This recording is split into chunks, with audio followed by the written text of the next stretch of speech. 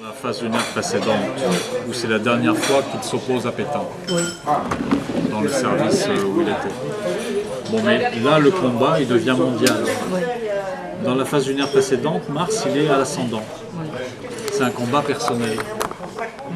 Là, ça devient un combat collectif. Collectif au vu et au su de tout le monde. Contre le vieil homme qui reste au pays. Contre Pétain. Oui, d'accord. Contre celui qui représente la hiérarchie de l'armée en France. En fait, excusez-moi de vous faire une petite objection. Je pense qu'en fait, M.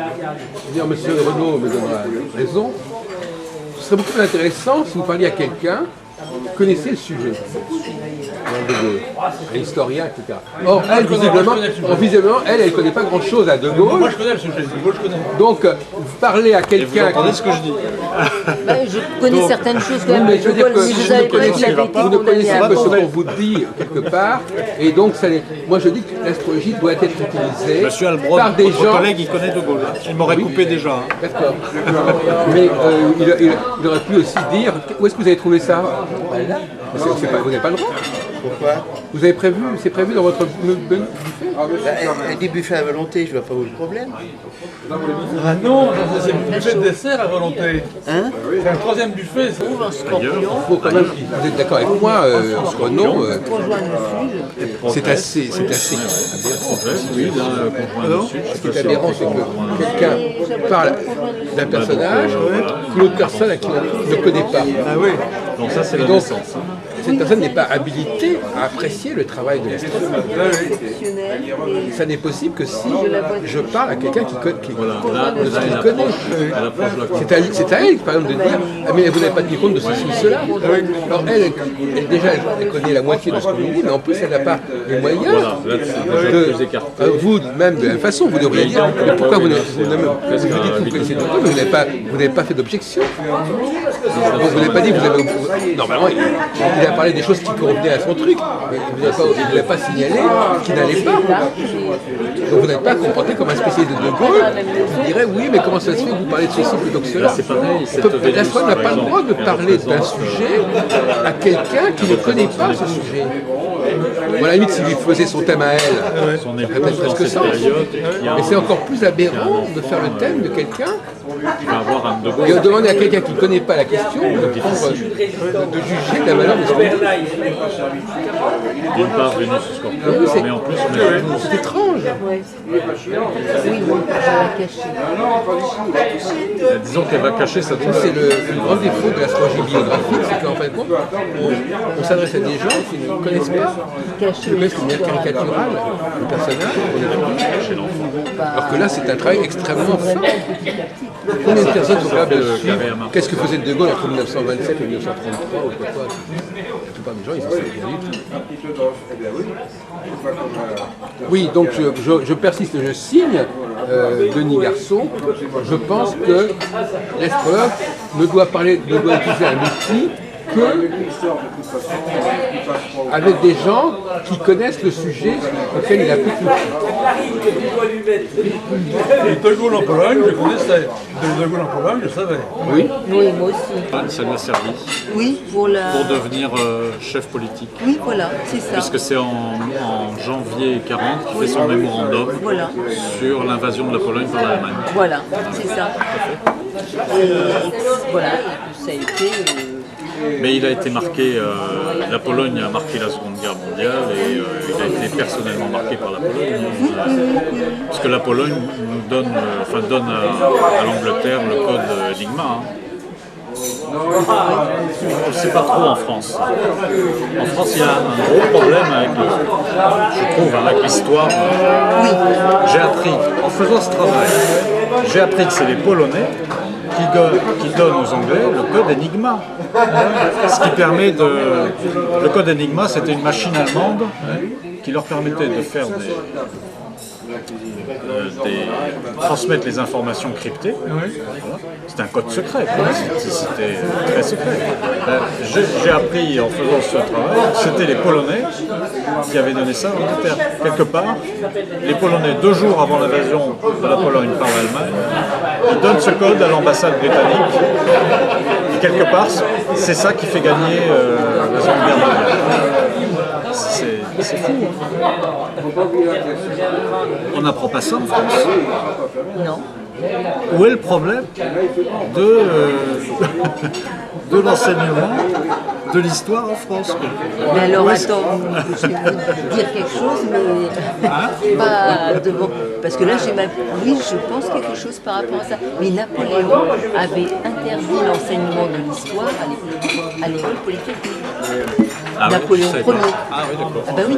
Et avec le recul, je me dis, je pense que c'était peut-être politique, même déjà à cette Et époque-là. voilà, on a un enseignement de l'histoire politique. Oui, Mais oui, mais il y a c'est... certaines choses qui sont sérieuses. Il a toujours été, puisque... Attends, il ne faut pas que l'on réfléchisse sur ça. Ben, on arrête où? T'appuies sur le bouton, Lequel? le rouge, derrière. Oh merde, mince, non. Mais Ouais, on le voit toujours bouger, c'est normal.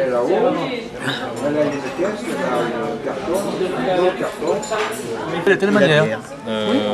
Voilà. Moi, Mais ils n'ont pas le droit d'enseigner en historien. Plus ça, ben non, ça va aller. Oui, non, mais voilà, mais c'est là où ça pêche. Alors, je ne sais pas jusqu'où ça va l'Indochine. 54. 54. Dien Bien Phu. Dien Bien Phu. Les accords de Genève, Oui, c'est 54. Mais, oui, mais c'est quand? Quel mois? Oui. Ah, excusez-moi, je ne sais pas. Mois du mai-juin, peut-être, je sais pas. Oui, j'ai oublié. Mais La dernière Avec Mendes colline, France. elle tombe quand? En mai? Je me rappelle plus bien. Elle tombe avant l'été, en tout cas. Ouais. Parce que là, ça se termine en octobre. L'Indochine est dedans. Oui. Et l'Indochine, c'est pas rien. Et cette période-là, je connais pas la personne. Je peux lui dire qu'elle va changer de point de vue. Soleil en maison 1, Lune en maison 3. Carré, il y a un changement dans la pensée, changement de façon de voir le monde notamment. Par rapport à des morts aussi, par rapport à la mort. C'est là. Maison 8, par rapport à la mort de quelque chose en rapport avec le territoire. C'est pas loin de la 4, c'est l'Indochine. Il y a des transformations dans son esprit. Bon, la Lune aussi le dit avec Saturne. Saturne aussi le dit aussi avec Mercure. Mais il évolue. Il me faudrait 3 €, si vous avez. Ouais. Il évolue dans sa façon de penser par rapport aux colonies. C'est ça que je veux dire. On le voit dans le film.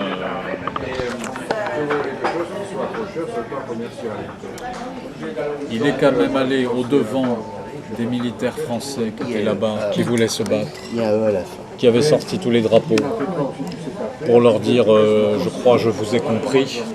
Oui. Et pour leur dire, sans leur dire d'ailleurs, de tout remballer quoi, hein, grosso modo, il fallait tout remballer.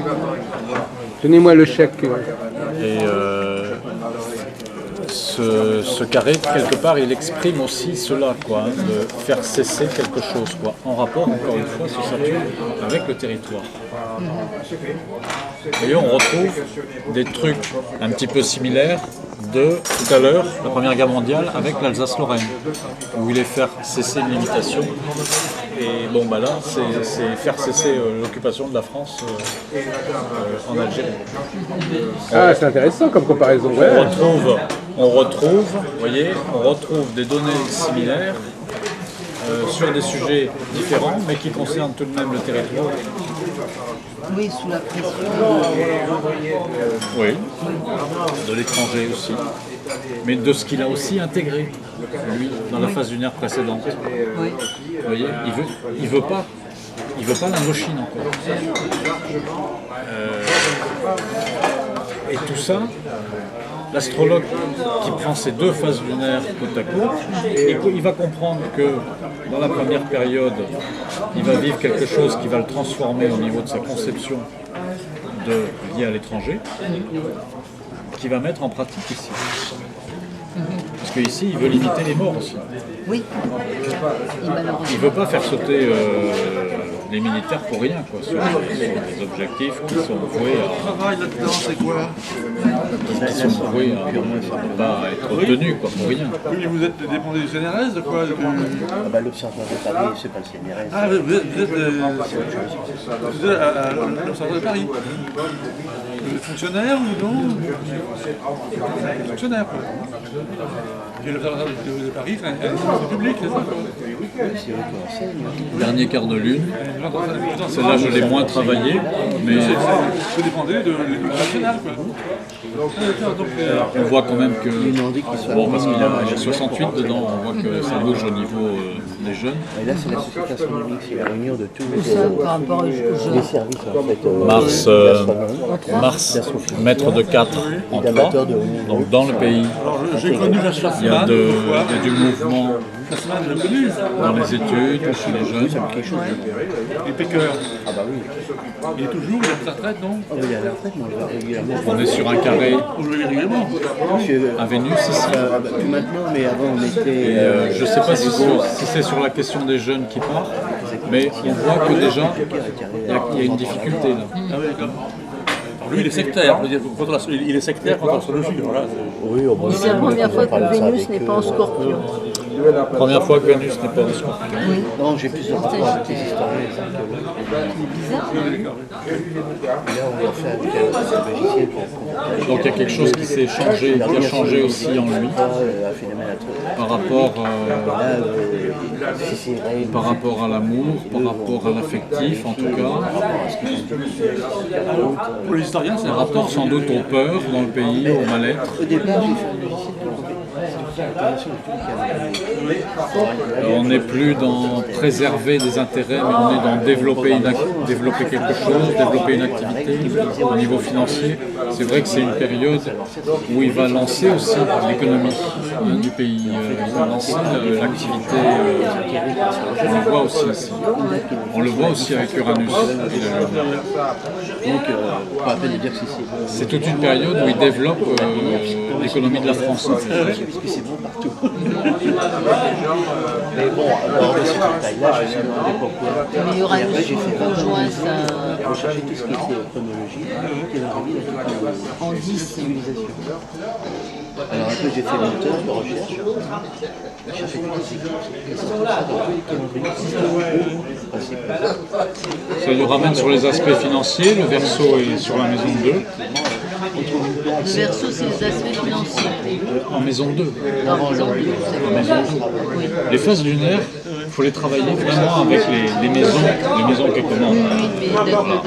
Après, le signe a donné une tonalité, mais c'est ça que c'est un axe important de travail sur les ciels de phase lunaire progressive. Qu'est-ce que les planètes commandent? Où elles se situent? Qu'est-ce qu'elles commandent? Il a Uranus à l'ascendant dans son ciel de naissance. Il se démène ici, dans le monde économique.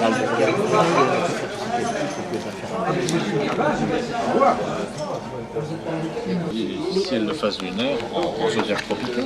Oui. Mais on considère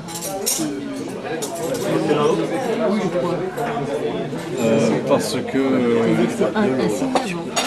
Oui, parce que le décalage actuellement est d'un signe à peu près. C'est par rapport à l'astrologie hindoue. Enfin, je me rappelle plus si l'astrologie hindoue, c'est après. Les Indiens... pardon.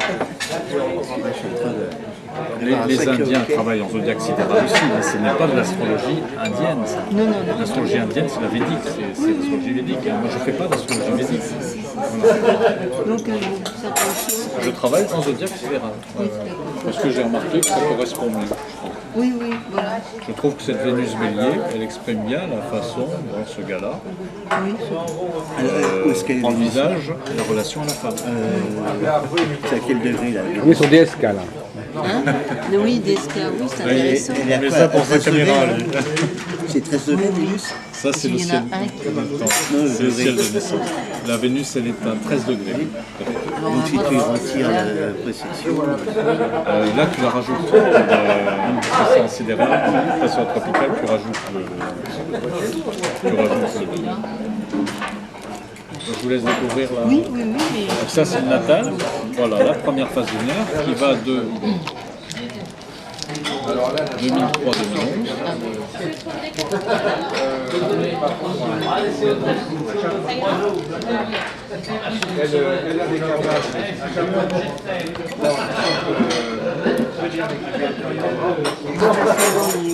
Ah oui, c'est vrai, vous avez. Faut reprendre ça. Là. Voilà, comme ça, vous l'avez en.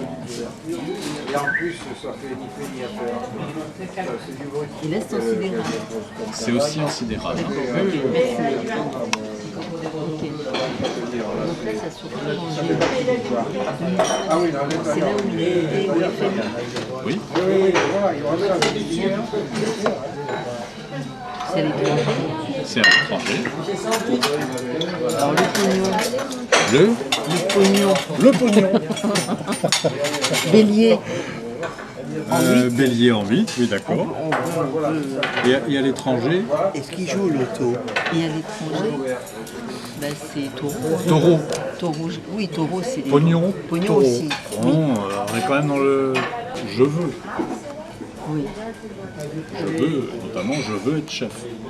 Donc là, ce Mars, il est en maison neuve. Alors donc, est-ce qu'il était sa révolution est-ce que ça prévoyait son histoire cette année, sa révolution Mais cette phase lunaire, là, Jacques Albron, elle démarre en 2003. Mais il est nommé au FMI que en septembre 2007. Soit 4 ans après le début de cette phase lunaire, ce ciel de phase lunaire progressive. Moi, je vous dirais franchement, plus on est dans l'astrologie individuelle, plus on tombe dans la voyance. Parce que les phénomènes individuels sont a priori imprévisibles puisqu'ils n'appartiennent pas à des lois globales. Difficile de dire qui serait nommé en 2006, en 2005, en 2007, peut-être en épluchant les directions. En plus, vous êtes finalement à l'intérieur d'une période de 7 ans, est-ce que vous pouvez déterminer que ce sera au bout de 2 ans? Là, on retombe à nouveau dans le travail de prévisionnel habituel, mais avec une petite différence, c'est qu'on a un ciel de phase lunaire progressée qui nous indique que cet homme-là, au cours de cette période, il peut devenir chef d'une structure financière à l'étranger.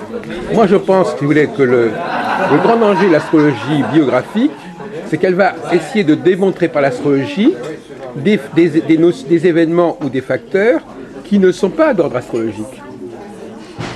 Qui sont des événements, comme disait M. Tilly ce matin, qui sont des événements. A priori, vous partez du principe que tout ce qui a été marquant dans la vie de la personne doit être marquant dans son thème astral, en quelque sorte. On doit retrouver dans la vie de la personne tout ce qui peut avoir été frappant. Si on ne le retrouve pas quelque part, c'est que le procédé est pas bon. Ah ben voilà, donc vous partez de postulat, ce qu'il faudrait pouvoir tout expliquer par l'astrologie. Pas forcément tout expliquer, mais symboliser au moins l'essentiel. Ah oui, bon voilà, donc ça c'est le postulat. Symboliser au moins C'est le l'essentiel. postulat. Bon, moi je considère que là on dépasse les limites de l'astrologie. Le problème c'est que les gens ne savent pas rester dans la vie. Donc, pour continuer sur ce sujet, il est intéressant de remarquer qu'il va être nommé par une autorité spéciale au FMI. C'est pas le Parti Socialiste qui l'a invité. Non, c'est son adversaire politique. Oui. C'est son ennemi. Est-ce que ça le dit, ça?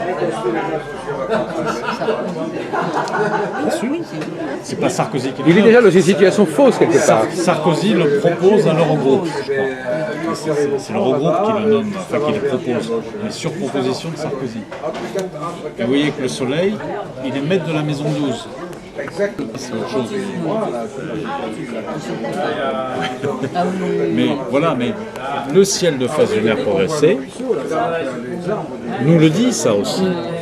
Il y a un soleil avec Uranus, qui est maître de la maison 12, qui est aux Gémeaux, qui alimente ce Mercure, qui est conjoint à Mars. Vous voyez, il y a un ensemble de facteurs qui conspuent pour sa nomination à l'étranger. Une fois nommée, cette petite Vénus, elle est intéressante. En Gémeaux. Bah oui, en Gémeaux. En Gémeaux. Elle aime communiquer et Strauss-Kahn, il aime bien communiquer avec des Vénus intéressantes pour elle. Cette Vénus, c'est aussi une collaboratrice dans son milieu professionnel qui s'appelle, est-ce que c'est Piroska Nagy, je crois. Oui, c'est ça. Piroska Nagy, qui s'est plainte